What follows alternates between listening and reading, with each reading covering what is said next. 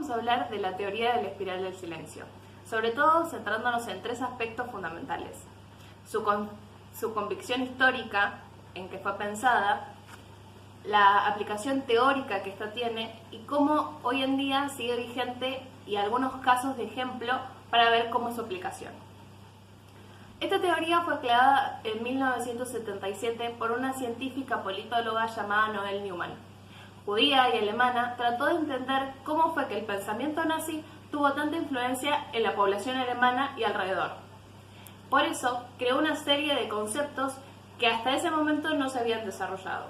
Fue la primera que introdujo la noción de opinión pública, diciendo que todos nosotros somos influenciados por nuestro vínculo social y nuestras opiniones y creencias culturales vienen dadas por nuestro vínculo de cercanía.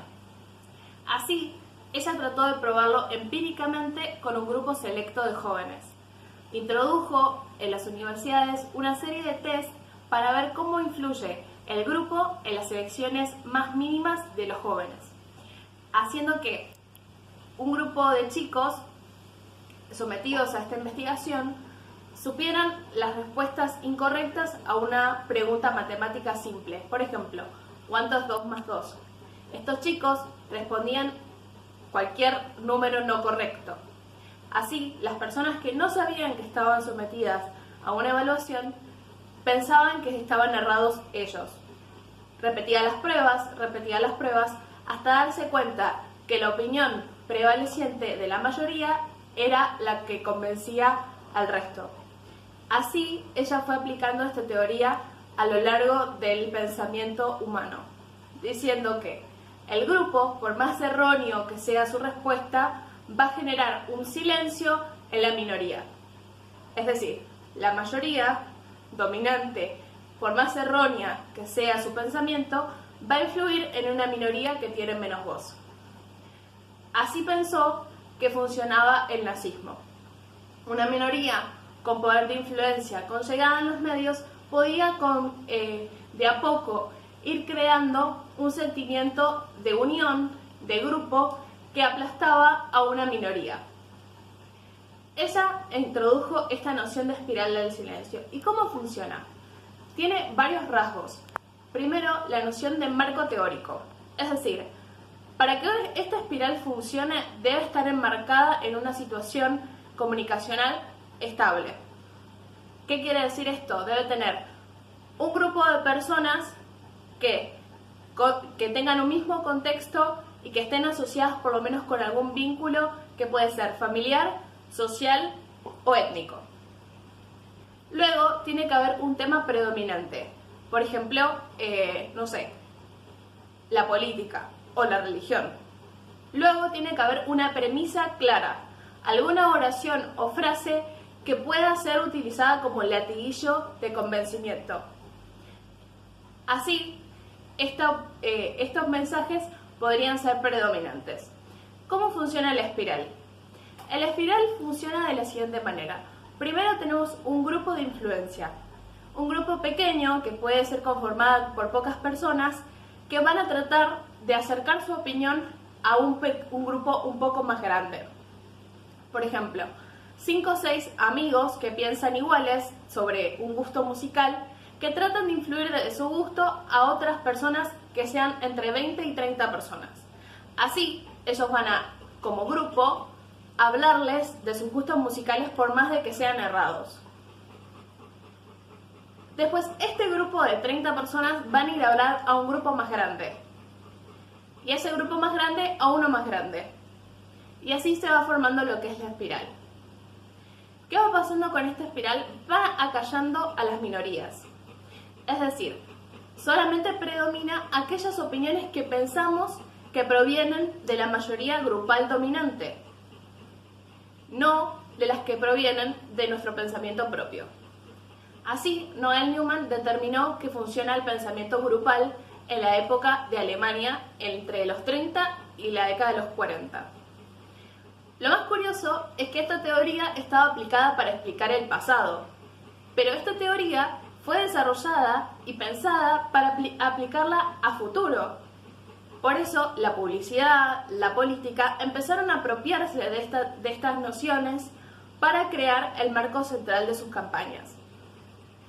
La publicidad entendió que generando mensajes claros que pudieran ser distribuidos por influenciadores, podían penetrar en la sociedad con más facilidad.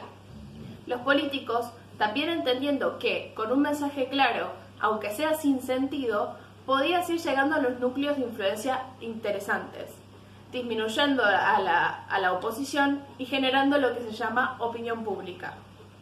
¿Qué es la opinión pública? Noel Newman la define como la noción que todos tenemos como sociedad ante un tema candente. ¿Qué llama ella tema candente? Sobre todo los temas políticos y de guerra. Entendamos que ella estaba en un contexto en donde la Guerra Fría estaba en las puertas de Berlín, con lo cual era obvio que iba a pensar que la guerra era un tema candente. Hoy podría ser pensado en la religión, podría ser pensado en la política, podría ser pensado en el género. Las nociones que tenemos hoy de la espiral del silencio es que es una teoría antigua. ¿Por qué? Porque tiene una noción antropológica de la persona como un ser social, anulado de sus elecciones individuales, sin poder elegir y definirse a sí mismo como un individuo pensante y capaz de apartar su visión de la masa. Esa visión fue superada por nuevas teorías comunicativas y políticas. Pero el trasfondo de pensar que una mayoría influenciada sigue estando en la visión común de todos. Por eso, hoy es tan común que las discusiones tiendan a ser cada vez más de nicho y de grupos sociales predominantes. Por eso, cuando pensamos que la teoría de Noel Newman ha caducado, lo único que ha hecho es que ha generado nuevas expectativas teóricas. ¿Cuál es su aplicación? La aplicación actual que tiene sobre todo es para el plano político. Como he dicho, generar un mensaje claro, simple y pregnante para la sociedad es lo más útil en el plano que tiene que ver con las campañas.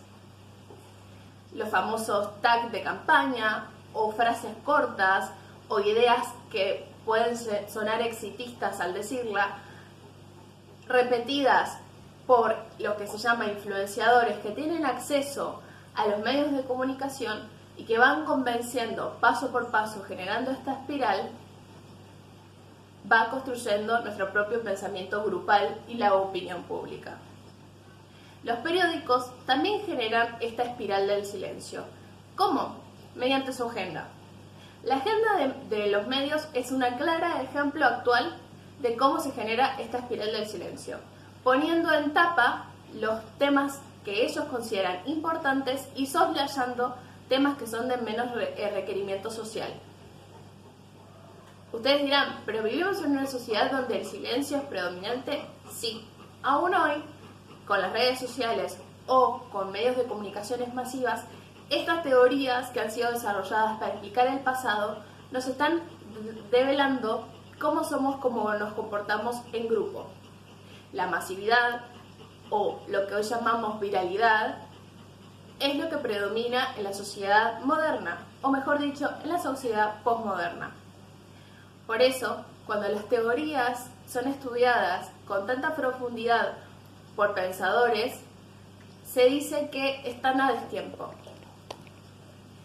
Noel Newman dejó en claro que su teoría era insuficiente, que por ella misma no se podía comprender cómo la sociedad se desarrollaba en torno a la discusión de un tema. Pero sí nos aclaraba que era útil para tratar de entender cómo nos comportamos en grupos, por qué elegimos a los grupos de amigos que tenemos, por qué hablamos de los temas que nos interesan, por qué cuando opinamos y no somos aceptados en un grupo social nos sentimos inhibidos, o incluso tratar de entender por qué ciertos temas que son tabú para la sociedad no llegan a ser discutidos. No nos olvidemos que la espiral del silencio nace de una situación no de la masividad, sino de los pequeños grupos. Gracias.